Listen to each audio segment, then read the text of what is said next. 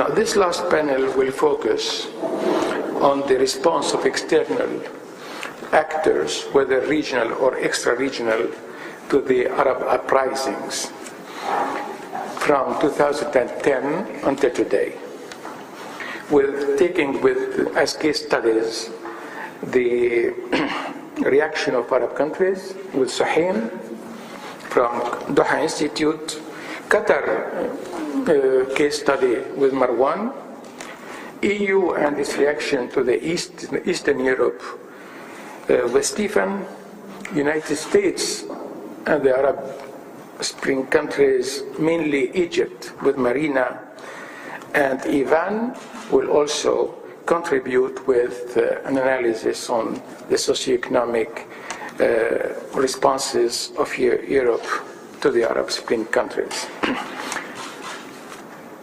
Each one is given 50 minutes. Myself, I'll take only 10 minutes for making some preliminary remarks. I shall not dive into sophisticated and detailed analysis on the interaction between external and regional dynamics of in post-Arab Spring. But it may be useful to dwell on a few considerations of general character in a bid to pave the way for in-depth analysis by the panelists and the following discussion and debate. As you know, Arab sub-regional subsystems have been, since 1945, described as polarized and penetrated. Polarized systems and penetrated political systems. By polarized, mean the division of the Arab countries between big and small demographically, between rentier, para-rentier, and poor countries economically, between geographically centralized and geographically decentralized countries, by republican and monarchical regimes for many years. By penetrated political system, we intend in political science a system that is constantly submitted to foreign agenda, subordinated to external interests.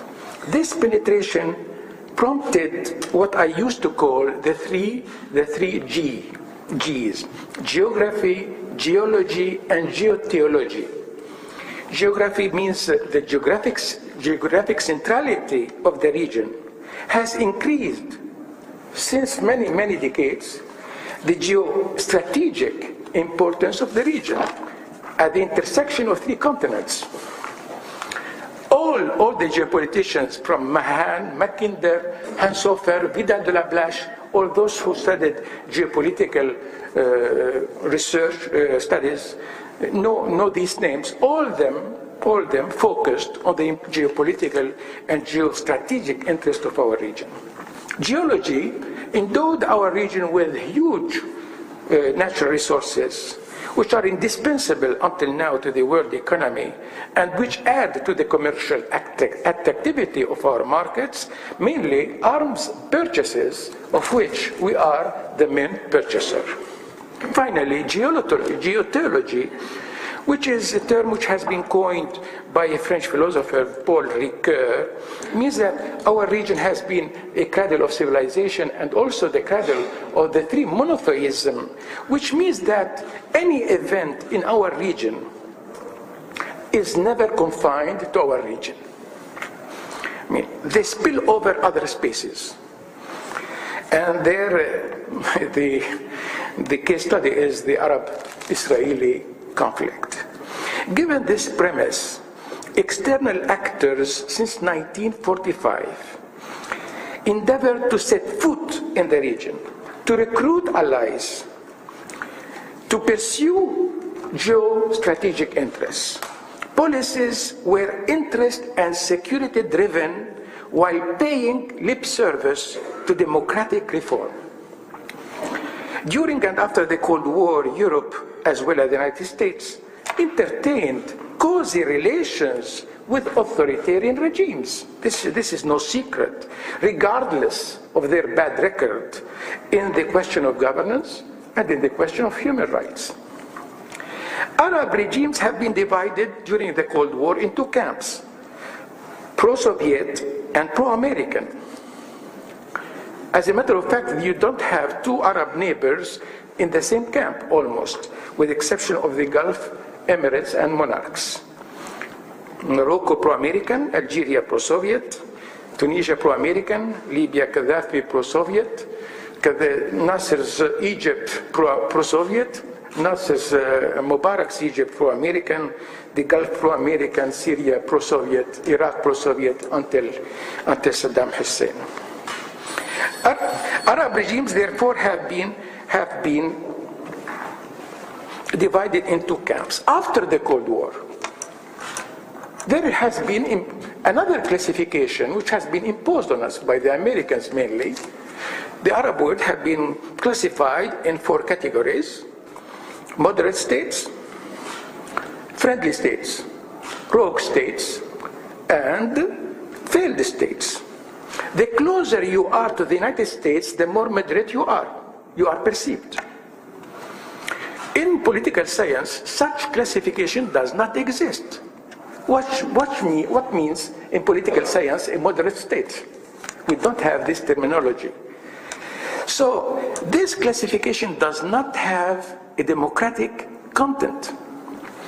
A moderate country can be authoritarian, repressive, corrupt, and exclusionary, and yet an ally of the European Union and the United States. If it coordinates with external powers, if it preserves external interests, stability, flow of oil, control of illegal migration, fight against against terrorism, and if it adopts accommodating policies with regard to Israel, whether through peace treaties, Egypt, Jordan, or whether engaging in some forms of normalization. To put it in a nutshell, the prioritization of security and stability to the detriment of political reform has been instrumental in the longevity of authoritarianism in the Arab world. It is the external factor, beyond the internal factors of which we spoke in the last 2 days. At the same time, this what we call democratization, securitization dilemma casted a shadow on the very coherence of the European and American discourse of political reform, leading to accusation of double standards. Take the example of Palestinian elections in 2006.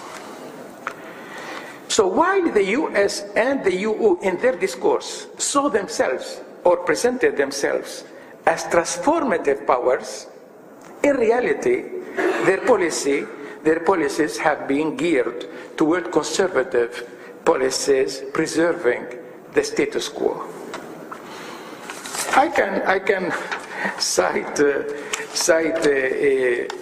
American experts on that, but read the articles of Gregory Gause 3 to understand what I am saying. Whether Arab regimes have themselves invited foreign interference because of their incapacity by themselves to safeguard their security and even the survival of their regime as in the Gulf, it is a question which deserves further attention. And I am sure that Suhaim and Marwan will come to these issues. So the Arab uprising took external actors off guard and came as a wake-up call.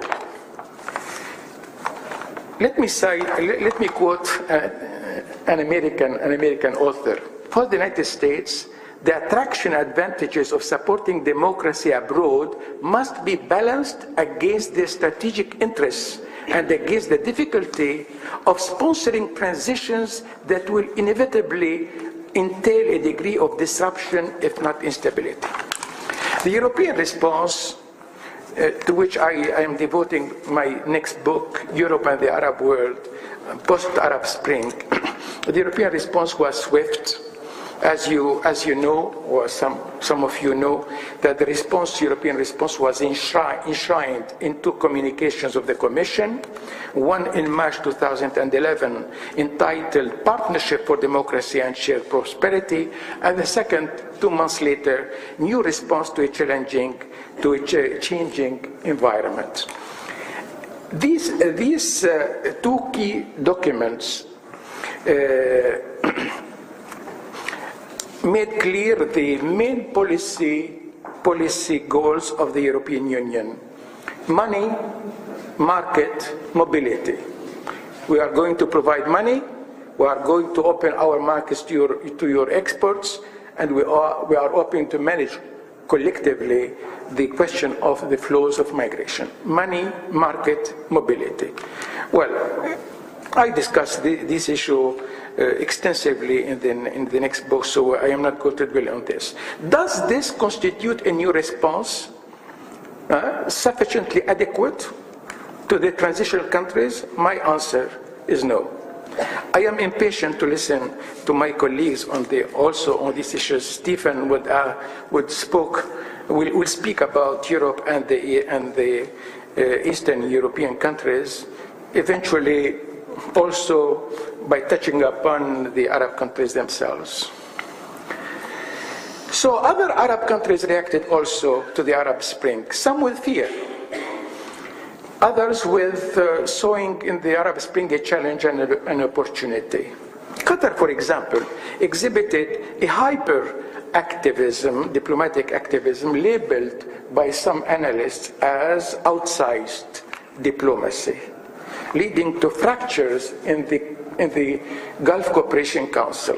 I am sure that Marwan will shed light on this specific issue of Qatar, explaining to us the drivers of Qatar diplomatic activism. While Marina will tackle more specifically the relations, ambiguous, problematic relations between the United States and Egypt post-Arab Spring, to such problematic to such an extent that the Americans found many difficulty to describe and qualify what happened in July 2013, whether was it a coup or not. These short remarks, my dear friends, I took 10 minutes only as promised. These short remarks are only a stepping stone for in-depth analysis by the panelists, but so without further detail, I give the floor to the first